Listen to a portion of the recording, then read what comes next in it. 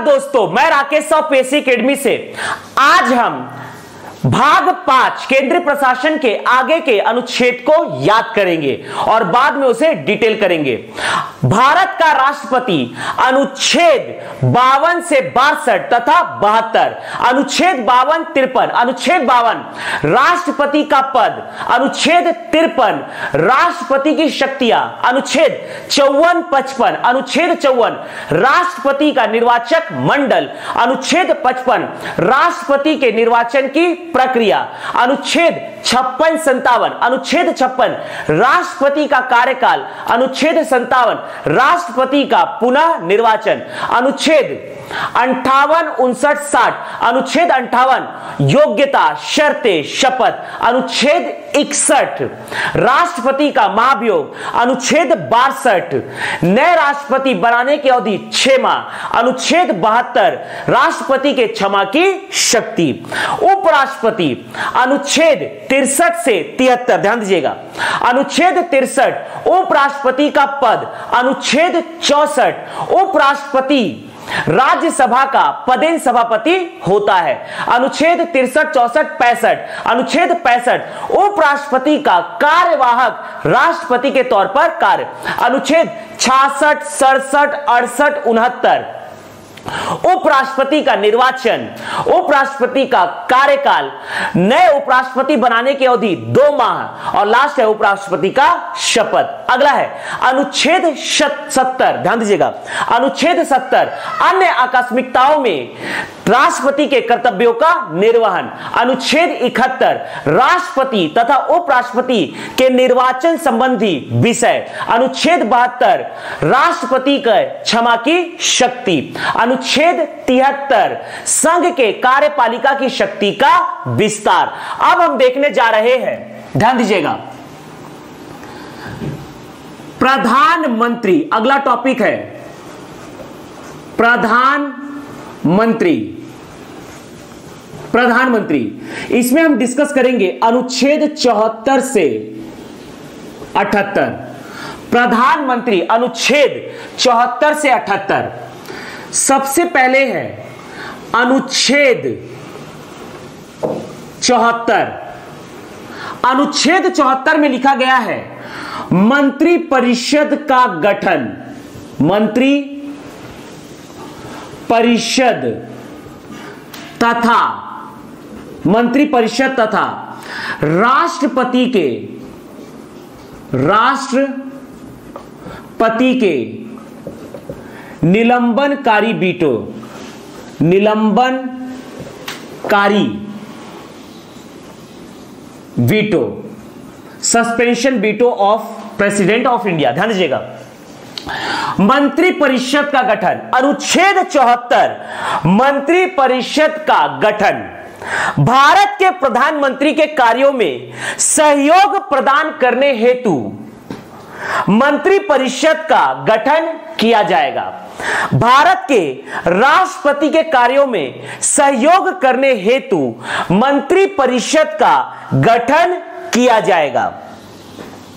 मंत्री परिषद अर्थात काउंसिल ऑफ मिनिस्टर्स, अर्थात कुल मंत्रियों के समूह को, केंद्र सरकार में कुल मंत्रियों के समूह को मंत्री परिषद कहा जाता है तथा केंद्र सरकार में प्रमुख विभागों के मंत्रियों के समूह को कैबिनेट मिनिस्टर्स कहा जाता है, अर्थात मंत्री मंडल कहा जाता है।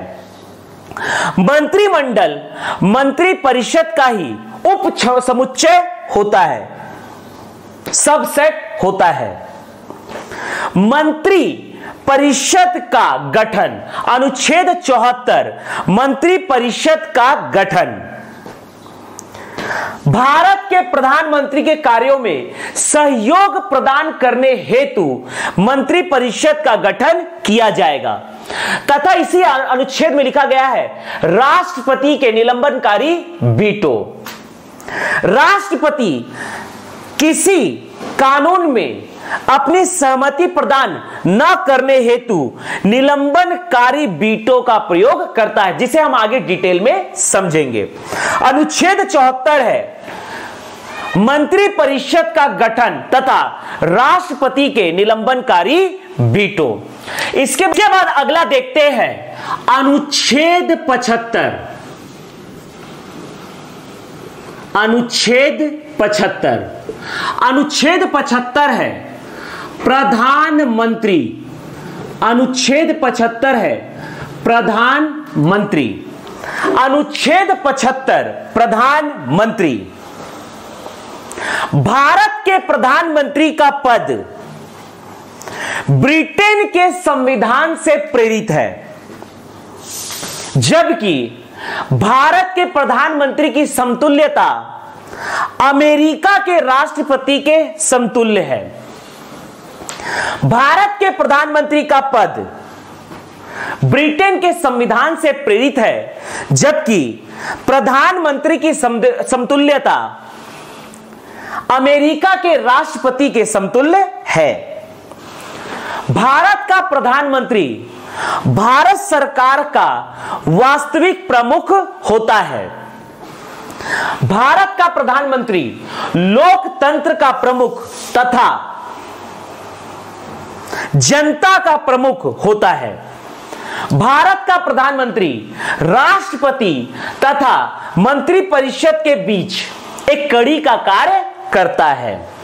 अनुच्छेद 75 प्रधानमंत्री, इसके अंतर्गत हम डिस्कस करेंगे अनुच्छेद 75(1), अनुच्छेद 75(2), अनुच्छेद 75(3), अनुच्छेद 75(4), अनुच्छेद 75(5). ध्यान दीजिएगा। अनुच्छेद 75(1) प्रधानमंत्री की नियुक्ति,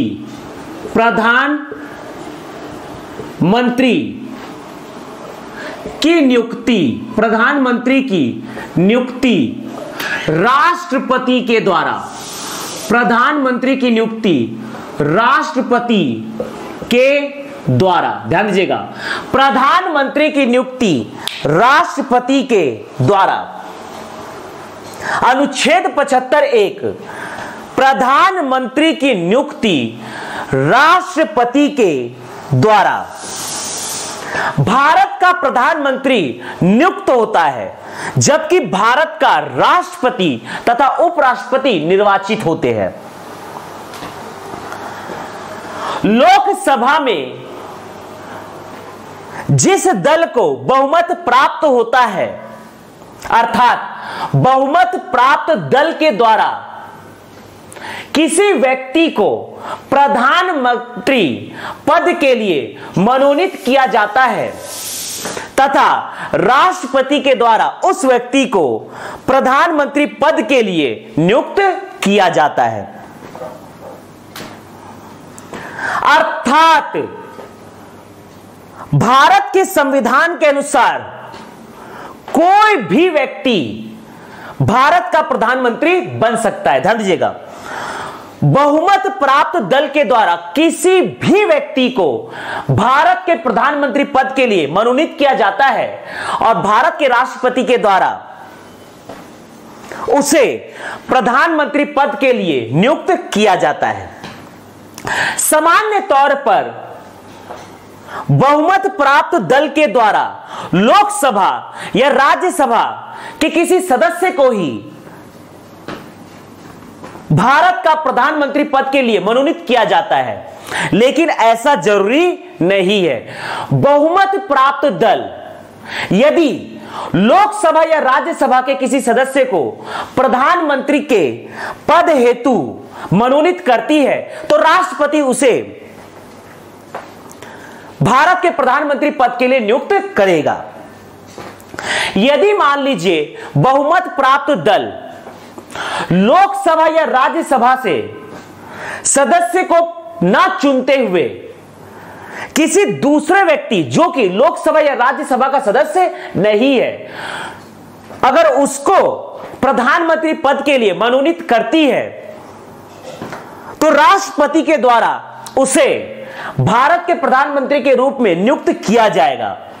लेकिन प्रधानमंत्री के शपथ के 6 माह के भीतर उसे लोकसभा या राज्यसभा का सदस्य बनना पड़ेगा। ध्यान दीजिएगा दोस्तों, सामान्य तौर पर किसी भी व्यक्ति को मंत्री बनाया जाता है जो लोकसभा या राज्यसभा का सदस्य होता है। लेकिन मान लीजिए कोई व्यक्ति जो लोकसभा या राज्यसभा का सदस्य नहीं है, वह फिर भी भारत के संविधान के अनुसार मंत्री या प्रधानमंत्री बन सकता है। लेकिन उसे शपथ के, मंत्री या प्रधानमंत्री को शपथ के 6 माह के भीतर लोकसभा या राज्यसभा का सदस्य बनना पड़ेगा। अनुच्छेद 75(1) प्रधानमंत्री की नियुक्ति राष्ट्रपति के द्वारा। भारत का प्रधानमंत्री राष्ट्रपति के द्वारा नियुक्त होता है। लोकसभा में बहुमत प्राप्त दल के द्वारा किसी भी व्यक्ति को प्रधानमंत्री पद हेतु मनोनीत किया जाता है तथा भारत के राष्ट्रपति के द्वारा उसे प्रधानमंत्री पद हेतु नियुक्त किया जाता है। सामान्य तौर पर भारत का प्रधानमंत्री जिसे नियुक्त किया जाता है वो लोकसभा या राज्यसभा का सदस्य होता है, तब कोई दिक्कत नहीं है। यदि किसी व्यक्ति को जो लोकसभा या राज्यसभा का सदस्य नहीं है उसे भारत के प्रधानमंत्री पद हेतु मनोनीत किया जाता है और भारत के राष्ट्रपति के द्वारा उसे भारत के प्रधानमंत्री हेतु नियुक्त किया जाता है, तो उसे शपथ के 6 माह के भीतर लोकसभा या राज्यसभा का सदस्य बनना अनिवार्य है।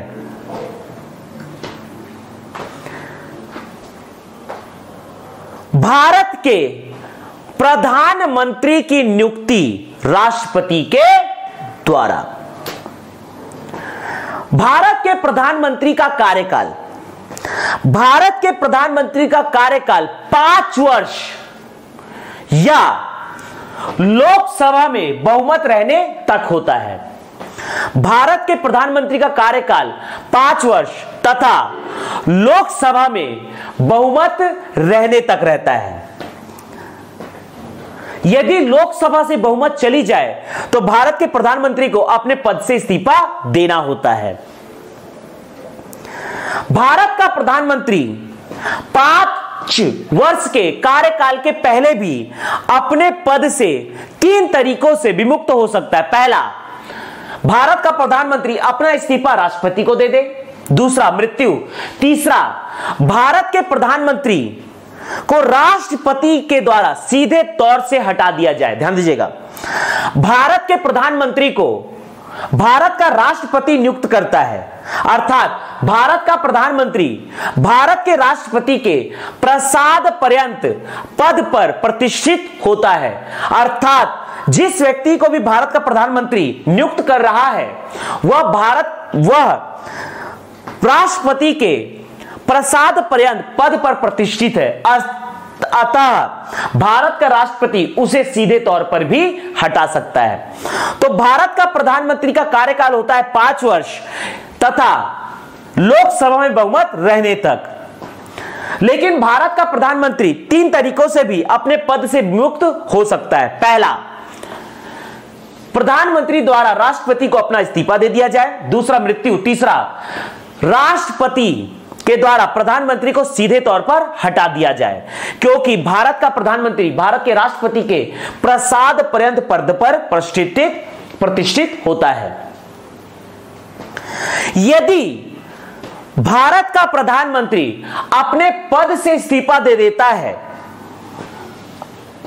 यदि भारत का प्रधानमंत्री अपने पद से इस्तीफा दे देता है तो मंत्रिमंडल, मंत्रिपरिषद स्वतः ही भंग हो जाता है। तो इस स्थिति में लोकसभा में एक नए प्रधानमंत्री को नियुक्त किया जाता है। लोकसभा में एक नए प्रधानमंत्री को मनोनीत किया जाता है और राष्ट्रपति के द्वारा उसे प्रधानमंत्री के रूप में नियुक्त किया जाता है। लेकिन लोकसभा प्रधानमंत्री तथा मंत्रिपरिषद के गठन में असमर्थ हो, अर्थात किसी को बहुमत प्राप्त ना हो, तो प्रधानमंत्री के इस्तीफे के 6 माह के भीतर लोकसभा चुनाव करवाना अनिवार्य है।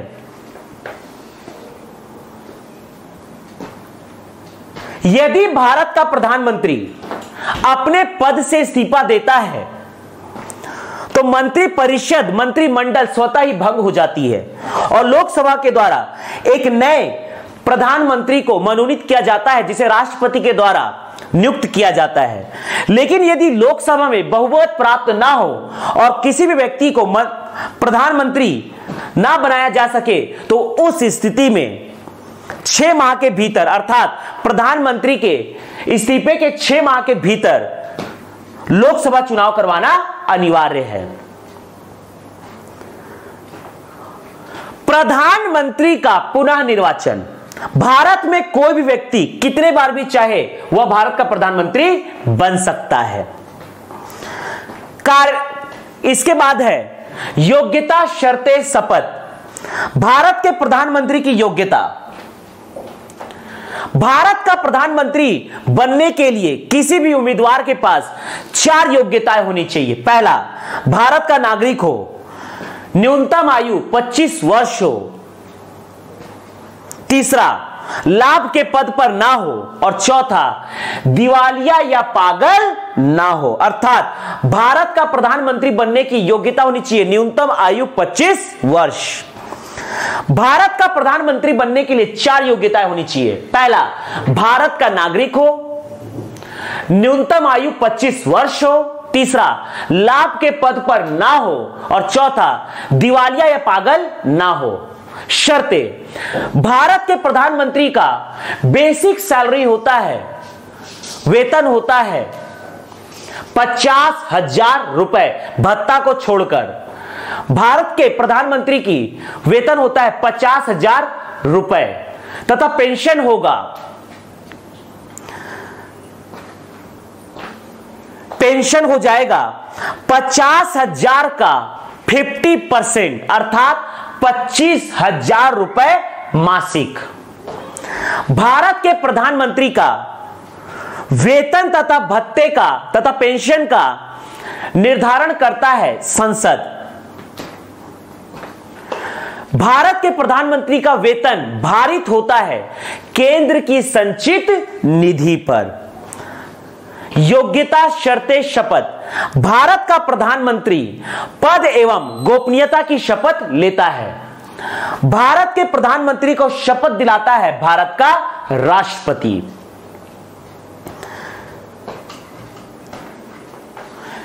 यदि भारत का प्रधानमंत्री अपने पद से इस्तीफा दे और किसी भी व्यक्ति को प्रधानमंत्री ना बनाया जा सके तो उस स्थिति में नए प्रधानमंत्री के चुनाव की अवधि 6 माह होती है।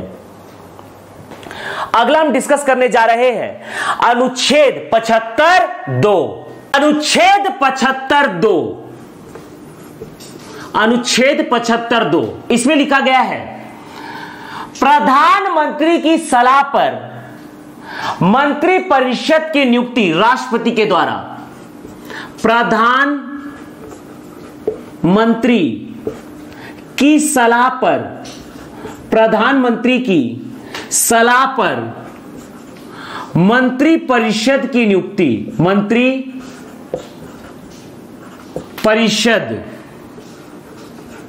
की नियुक्ति, मंत्रिपरिषद की नियुक्ति राष्ट्रपति के द्वारा, राष्ट्रपति के द्वारा।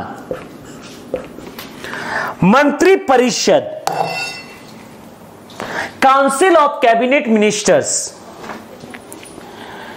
इनकी नियुक्ति करता है भारत का राष्ट्रपति, लेकिन प्रधानमंत्री की सलाह पर। अर्थात कहने का मतलब है मंत्रिपरिषद में किस व्यक्ति को शामिल किया जाएगा इसका अंतरिम निर्णय लेता है भारत का राष्ट्रपति, लेकिन प्रधानमंत्री की सलाह पर।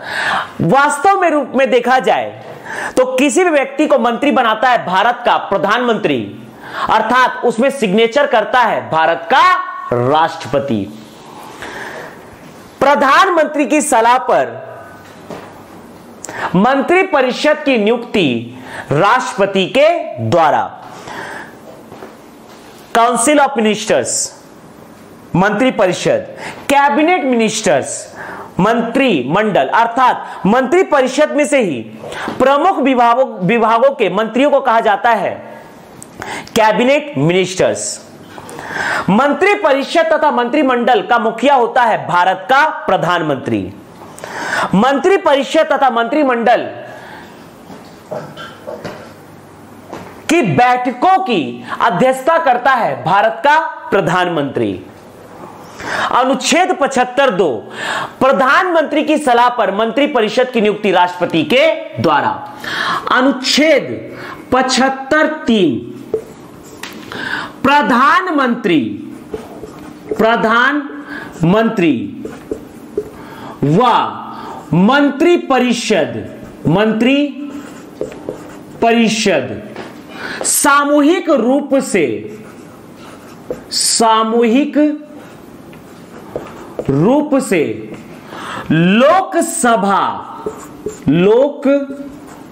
लोकसभा के लिए उत्तरदायी होंगे। ध्यान दीजिएगा, भारत का प्रधानमंत्री तथा मंत्रिपरिषद जो होते हैं लोकसभा तथा राज्यसभा के सदस्य, प्रधानमंत्री तथा मंत्रिपरिषद सामूहिक रूप से लोकसभा के लिए उत्तरदायी होंगे।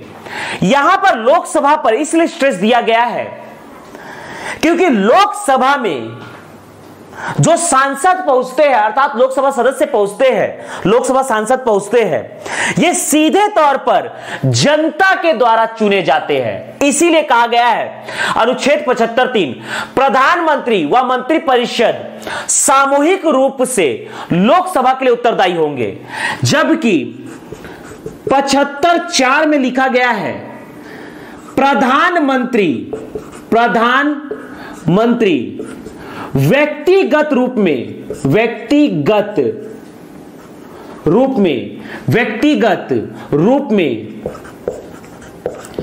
राष्ट्रपति के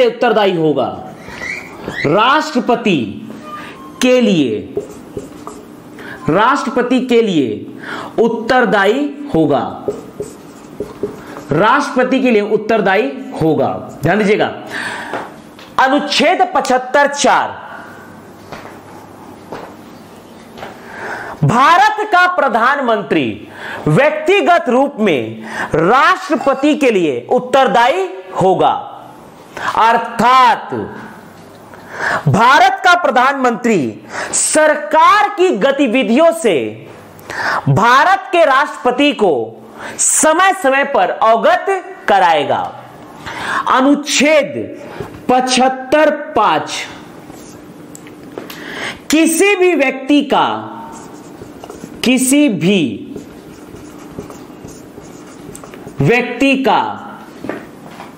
मंत्री बनाए जाना,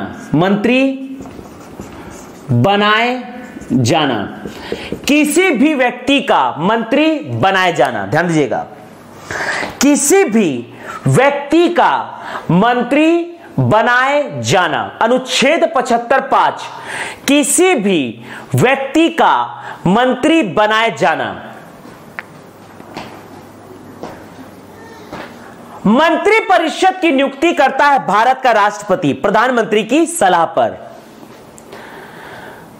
भारत में किसी भी व्यक्ति को केंद्र सरकार में मंत्री तथा प्रधानमंत्री बनाया जा सकता है।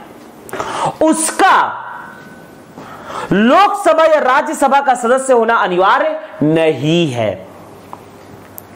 यदि किसी व्यक्ति को मंत्री बनाया जाता है या प्रधानमंत्री बनाया जाता है, अर्थात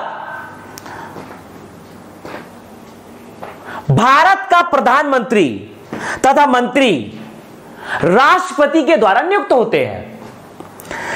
जिस व्यक्ति को भी मंत्री बनाया जाता है उसका लोकसभा या राज्यसभा का सदस्य होना आवश्यक नहीं है।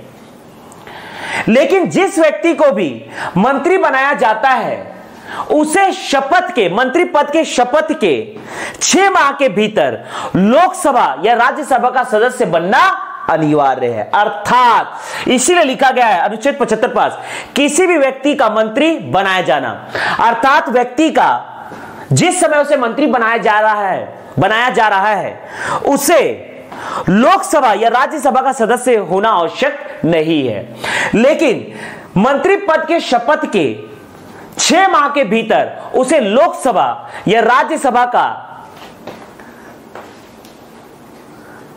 सदस्य बनना अनिवार्य है। तो यह हमने डिस्कस किया अनुच्छेद 75 के अंतर्गत 75(1), 75(2), 75(3), 75(4), 75(5), अनुच्छेद 74 मंत्री परिषद तथा राष्ट्रपति के निलंबनकारी वीटो, अनुच्छेद 75 प्रधानमंत्री, अनुच्छेद 75(1) प्रधानमंत्री की नियुक्ति राष्ट्रपति के द्वारा, 75(2) प्रधानमंत्री की सलाह पर मंत्री परिषद की नियुक्ति राष्ट्रपति के द्वारा, 75(3) प्रधानमंत्री व मंत्री परिषद सामूहिक रूप से लोकसभा के लिए उत्तरदायी होंगे, 75(4) प्रधानमंत्री व्यक्तिगत रूप में राष्ट्रपति के लिए उत्तरदायी होगा, 75(5) किसी भी व्यक्ति का मंत्री बनाया जाना। अगला है अनुच्छेद 76, अगला है अनुच्छेद 76 भारत का महान्यायवादी, attorney general of India, Bharat का महान्यायवादी, अटॉर्नी जनरल ऑफ इंडिया। केंद्र में होता है महान्यायवादी, अटॉर्नी जनरल ऑफ इंडिया, जबकि राज्य में होता है महाअधिवक्ता, एडवोकेट जनरल ऑफ स्टेट। ध्यान दीजिएगा, महान्यायवादी, अनुच्छेद 76 महान्यायवादी,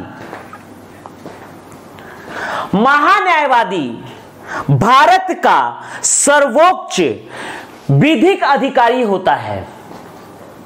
महान्यायवादी भारत सरकार का वकील होता है। महान्यायवादी भारत सरकार का सर्वोच्च विधिक अधिकारी होता है।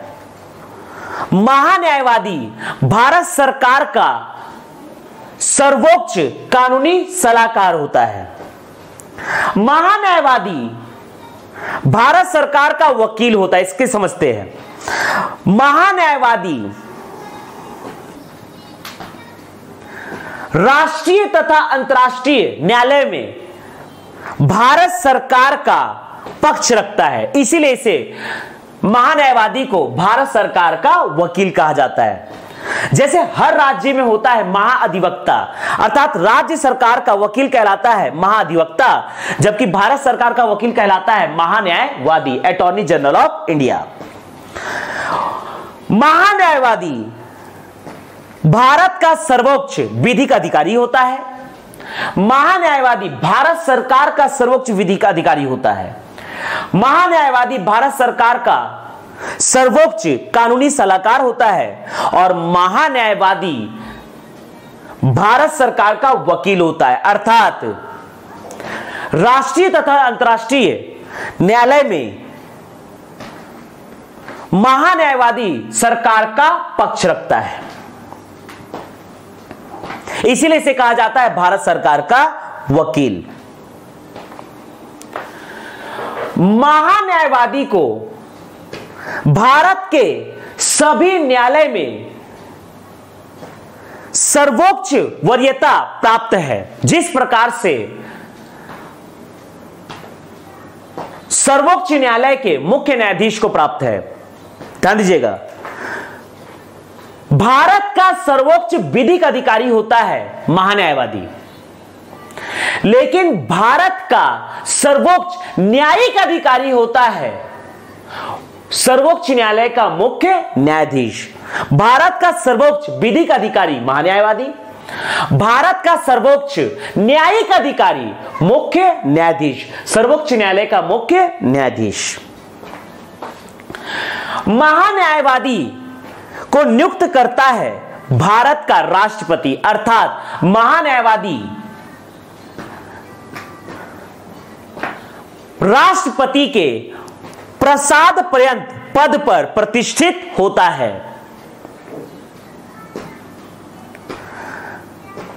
महान्यायवादी को शपथ दिलाता है भारत का राष्ट्रपति। योग्यता शर्तें शपथ। महान्यायवादी की योग्यता, सर्वोच्च न्यायालय का न्यायाधीश बनने की योग्यता रखता हो। शर्तें, महान्यायवादी का वेतन होता है 90,000 रुपए महीना, 90,000 रुपए मासिक। महान्यायवादी का वेतन तथा पेंशन निर्धारित करता है भारत का राष्ट्रपति, और महान्यायवादी का वेतन तथा पेंशन केंद्र की संचित निधि पर भारित होता है। शपथ, महान्यायवादी को शपथ दिलाता है भारत का राष्ट्रपति पद एवं गोपनीयता की।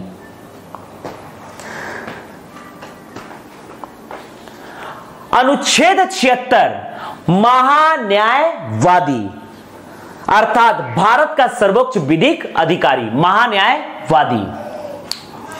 अनुच्छेद 88 में हम आगे पढ़ेंगे, महान्यायवादी एकमात्र गैर संसदीय सदस्य होता है जो संसद के किसी भी सदन की बैठकों में भाग लेता है लेकिन मतदान नहीं कर सकता। अनुच्छेद 88, महान्यायवादी एकमात्र गैर संसदीय सदस्य होता है जो संसद के किसी भी सदन, लोकसभा या राज्यसभा की बैठकों में भाग लेता है लेकिन मतदान नहीं कर सकता, क्योंकि महान्यायवादी लोकसभा या राज्यसभा का सदस्य नहीं होता है। आगे देखते हैं अनुच्छेद 77। अनुच्छेद 77, अनुच्छेद 77 है समस्त कार्य राष्ट्रपति के नाम पर किए जाएंगे, के नाम पर किए जाएंगे। इसका तात्पर्य यह है, अनुच्छेद 77 समस्त कार्य राष्ट्रपति के नाम पर किए जाएंगे, अर्थात भारत में कोई भी कार्य, राष्ट्रीय अंतर्राष्ट्रीय मुद्दों से संबंधित कोई भी कार्य पर अंतरिम हस्ताक्षर भारत के राष्ट्रपति का होता है। भारत में औपचारिक, भारत सरकार का औपचारिक प्रमुख होता है भारत का राष्ट्रपति, जबकि भारत सरकार का वास्तविक प्रमुख होता है भारत का प्रधानमंत्री। अर्थात इसीलिए वास्तविक रूप में कोई भी कार्य भारत सरकार में करता है भारत का प्रधानमंत्री, लेकिन औपचारिक मुहर लगती है भारत के राष्ट्रपति की। इसलिए कहा गया अनुच्छेद 77 समस्त कार्य राष्ट्रपति के नाम पर किए जाएंगे। अनुच्छेद 78 प्रधानमंत्री के कर्तव्य, प्रधानमंत्री के कर्तव्य। प्रधानमंत्री के मुख्य तौर पर 3 कर्तव्य होते हैं। पहला, प्रधानमंत्री के कर्तव्य संसद के प्रति। दूसरा, प्रधानमंत्री के कर्तव्य राष्ट्रपति के प्रति। तीसरा, प्रधानमंत्री का कर्तव्य मंत्रिपरिषद के प्रति। ध्यान दीजिएगा, पहला, प्रधानमंत्री का कर्तव्य संसद के प्रति। भारत का प्रधानमंत्री सरकार के गतिविधियों से संसद को अवगत कराता है। दूसरा, प्रधानमंत्री का कर्तव्य राष्ट्रपति के प्रति। भारत का प्रधानमंत्री सरकार की गतिविधियों से राष्ट्रपति को अवगत कराता है। और तीसरा, मंत्रिपरिषद के प्रति। भारत का प्रधानमंत्री मंत्रिपरिषद, काउंसिल ऑफ मिनिस्टर्स तथा मंत्रिमंडल, कैबिनेट मिनिस्टर्स का प्रमुख होता है, अर्थात मुखिया होता है। मंत्रिपरिषद व मंत्रिमंडल की बैठकों की अध्यक्षता भारत का प्रधानमंत्री करता है।